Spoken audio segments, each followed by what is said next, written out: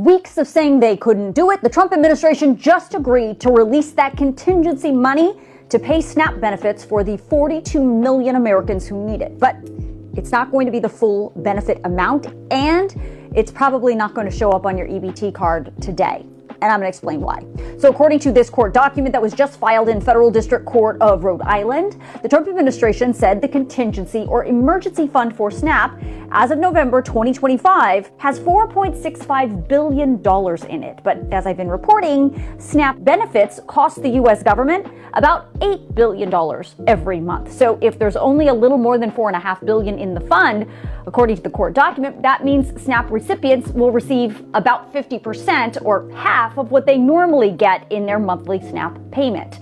The average SNAP benefit, by the way, for a qualified household is about $350 a month. That means recipients will probably receive on average about $175 for the month of November. That also means, according to the Trump administration's court filing, that no funds will be available for any new SNAP applicants who were certified in the month of November, and there will be no SNAP benefits available if there's a disaster, like, for example, a hurricane and people need food assistance. Now, if you are a SNAP beneficiary, when are you going to see this money? Well, here's the thing. It's going to take a while. That's because even in normal circumstances, it takes time for the money to be released by the federal government, get to your state, and then physically be put on each individual EBT card. But what's happening right now is a huge change. The Trump administration told the court in today's filing that they will issue the notice to the states about this partial SNAP payment today. And once that happens, each state will have to recode their system to make the partial payment adjustment. And then once that happens, the state will send that new amount to the state processors, who then are responsible for putting that money on EBT cards. But there's a big problem, especially in some states. According to this court document, some states, not all, but some, have super old systems, and making these recoding changes could lead to SNAP payment delays anywhere from a few weeks to up to several months. Now, some states have modern systems and it will not be a problem. But for those with old, clunky systems, the Trump administration is telling the judge that it absolutely will be a problem. So if you are a SNAP beneficiary, it would be wise for you to check your state's SNAP website for the latest update on when this partial payment will hit your EBT card. Now, the other thing that could, of course, change all of this is if Congress gets back to work and passes some kind of spending bill to reopen the federal government. Then SNAP would be fully funded again.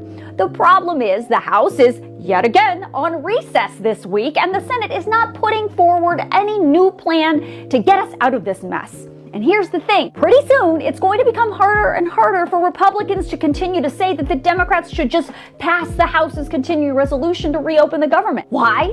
Because that continuing resolution expires on November 21st. That means even if Democrats today said, all right, yes, we will vote yes on that House CR and we'll reopen the government, which they won't, it will be just about 2 more weeks, and then we're going to be right back here in another government shutdown. The bottom line is there must be a new plan, because the one they got isn't going to work. The Trump administration has now told a federal court how the U.S. Department of Agriculture plans to partially pay for SNAP food benefits this month. The funding expired on Saturday. MSNBC's Fallon Gallagher has been following this. On Friday, we talked a lot about what was going on in Massachusetts, but this 8-page response, as I understand it from the USDA to the Rhode Island State Council versus the Rhode Island State Council of Churches, is about Rhode Island. Tell us what this says. Yeah, Chris, so this ruling is actually more important than that Boston case that we've been talking about last week. So on Friday, you'll remember a federal judge in Rhode Island ruled that the Trump administration has to pay these SNAP benefits.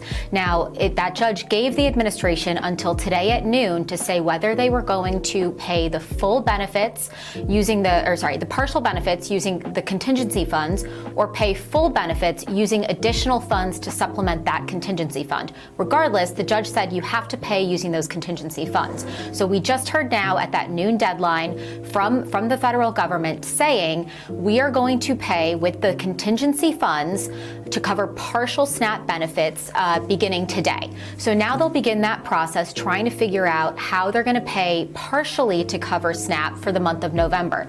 That means that these people probably won't get their benefits today. That means that the federal government will start the process of sending out these calculations of how much each state is going to get for these partial benefits today.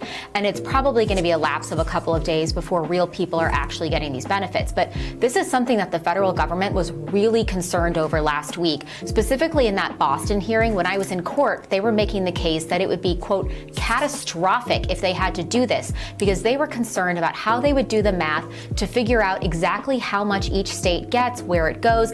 Remember, this has never been done before. SNAP benefits have never been suspended before during a shutdown, including the one during the president's first administration. So we are kind of in uncharted territory, but a judge is saying you have to start doing this, and the federal government has said we are going to comply and we will start doing these partial benefits today.